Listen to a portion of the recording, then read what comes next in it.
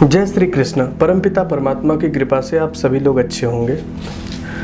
जीवन में यदि हम अपने जीवन को अच्छे शुभ गुणों से युक्त नहीं करते हैं तो निश्चित रूप से इस जीवन में कांटे, घास, घूस, अनावश्यक चीज़ें पैदा हो जाएंगी। क्योंकि संसार का एक नियम है, कोई भी स्थान किसी चीज़ से खाली नहीं रहता है।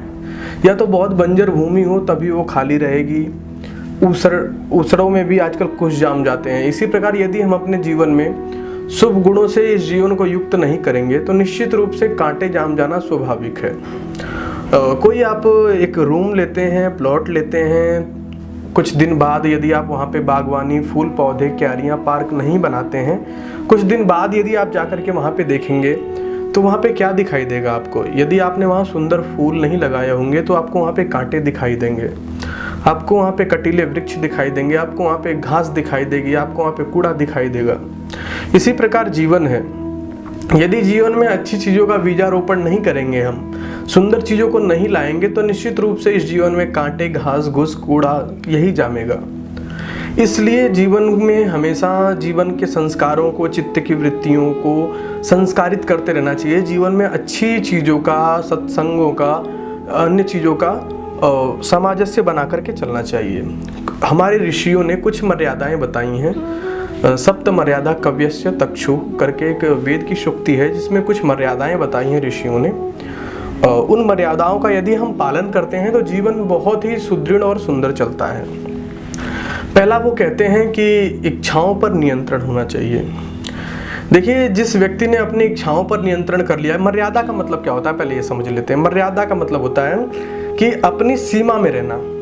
जैसे नदी है, नदी जब तक अपनी मर्यादा में बह रही है तब तक वो मर्यादा में बह रही है, लेकिन जब वो मर्यादा से बाहर आती तो क्या होता है? बाढ़ हो जाती है, तहलका मचा देती है, घर के घर बह जाते हैं। तो जब तक कोई चीज़ मर्यादा में है तब तक वो ठीक है, जब वो मर्यादाएं तोड़ देती है तो वहीं गलत हो जाता है। इसी प्रकार हमारे लिए भी कुछ मर्यादाएं ऋषियों ने बताई है।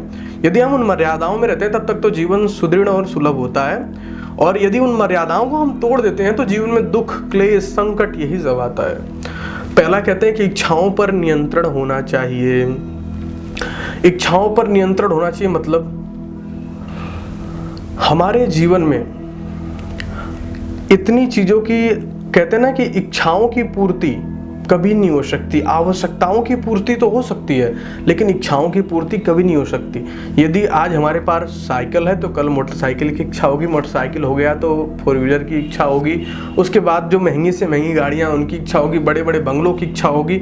ये इच्छाएं कभी तृप्त नहीं हो सकती हैं, ये हमारी इच्छा कभी समाप्त नहीं होती। इसलिए ऋषि कहते हैं कि इच्छाओं की मर्यादा बना करके रखें। दूसरा कहते हैं कि सुंदर चीज़ों में शक्ति लगाएं, अनावश्यक चीज़ों में नहीं।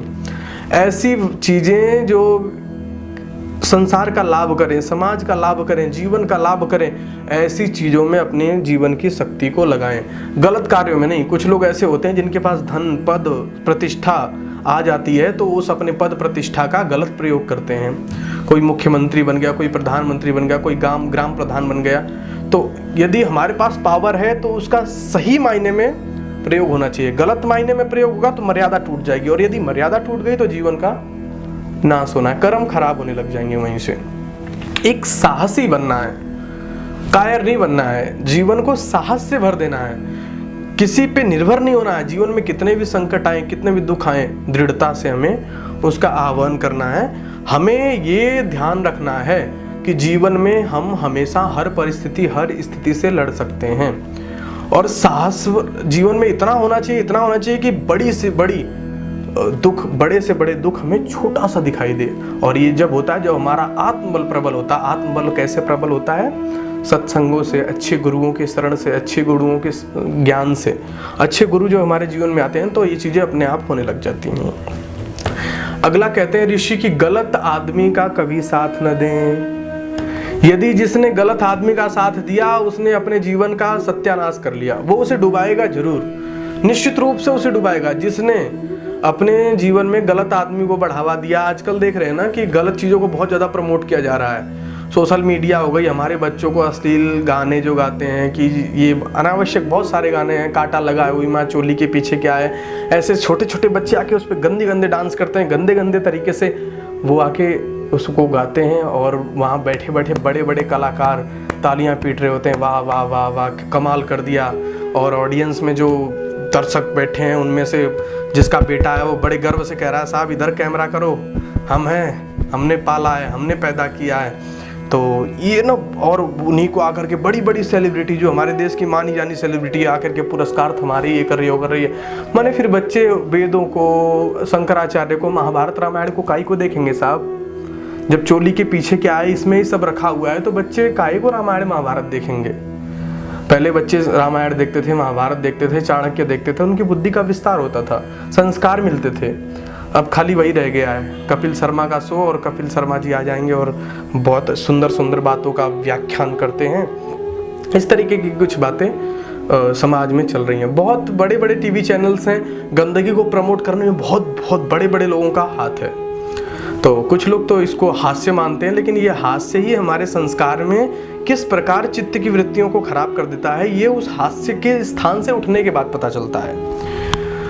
अपने प्रेम की शक्ति को, अगला है अपने प्रेम की शक्ति को पहचानिए।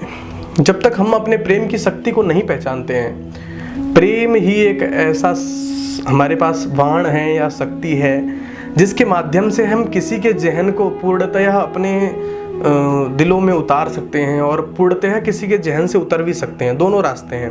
यदि प्रेम को ठीक प्रकार से, किसी से मोह नहीं होना चाहिए, प्रेम पूरे संसार से, लेकिन मोह नहीं होना चाहिए। यदि हमारा प्रेम सुदृढ़ और संस्कारवान तरीके से किसी के प्रति है तो हम इस संसार को जीत सकते हैं। आज जिसने संसार से सच्चा प्रेम किया उसने संसार को जीत लिया, संसार में अपनी पद प्रतिष्ठा बना ले गया, संसार में अपनी इज्जत बना ले गया। इसलिए प्रेम सबसे करना है, पशुओं से, पक्षियों से, संसार से, सबसे। एक हमारे संबंधों का हमें विशेष ध्यान रखना है। हमारे संबंध कितने सुदृढ़ हैं और कितने मजबूत हैं, उनको किस प्रकार और आगे बढ़ाना है, इस तरीके से करके हमें, क्योंकि संबंध देखिए संसार में रहना है तो आपसी तालमेल होना भी बहुत आवश्यक है। यदि आपसी तालमेल भी नहीं है तो बातें गड़बड़ाती हैं। भाई भाई का संबंध, माँ का संबंध, पिता पिता के पुत्र के प्रति कर्तव्य, क्या अपने कर्तव्यों को, अपनी भावनाओं को भी समझना बहुत आवश्यक है। ऋषि इस बात पे भी बहुत जोर देते हैं कि अपने संबंधों का भी सुदृढ़ होना बहुत आवश्यक है। अगला है, अंतिम है, वो ये कहते हैं कि अब ये मर्यादाएं तो बता दी, लेकिन अगला है, इन मर्यादाओं में भी रहना सीखिए। मैंने क्या बताया कि मर्यादाएं क्या होती हैं? यदि नदी अपने आवेग में बह रही है तो मर्यादा में है, तब तक तो कोई दिक्कत नहीं है। यदि उसने मर्यादा तोड़ दिया तो क्या होगा? बाढ़ आएगी, भूकंप आएगा, आपदा आएंगी, है ना, घर के घर बह जाएंगे। तो अगर नदी ने अपनी मर्यादा छोड़ दी तो नुकसान हुआ नहीं हुआ?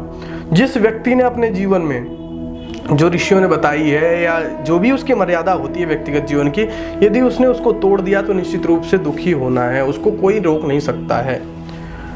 क्योंकि मर्यादा से बंधा जीवन एक सुदृढ़ जीवन होता है। एक सुंदर तरीके से लगी हुई रस्सी लंबे समय तक टिकती है, हल्की और घटिया स्तर की टिकाऊ रस्सी बहुत लंबे समय तक नहीं टिकती है। इसलिए जीवन में हमें एक सुंदर रस्सी बनना है। जीवन हमारा सृजनात्मक होना चाहिए। सृजनात्मक कब होगा? मैं बार बार कहता हूँ, जब एक सदगुरु की शरण मिलेगी, गुरु हमें ज्ञान देगा, गुरु के शरण में रहेंगे, गुरु के प्रति अनन्य श्रद्धा होगी, तब निश्चित रूप से कुछ गुरु का सद्ज्ञान और कुछ हमारी बुद्धि और पुरुषार्थ, जीवन बहुत ही उत्तम बनेगा। आप लोग अच्छे कार्यों में निरंतर लगे रहें। परमपिता परमात्मा से प्रार्थना है कि आपका जीवन सुदृढ़ एवं सुलभ हो। इतना ही कहकर के अपनी वाणी को विराम देता हूँ। इति ओम सम। जय श्री कृष्ण।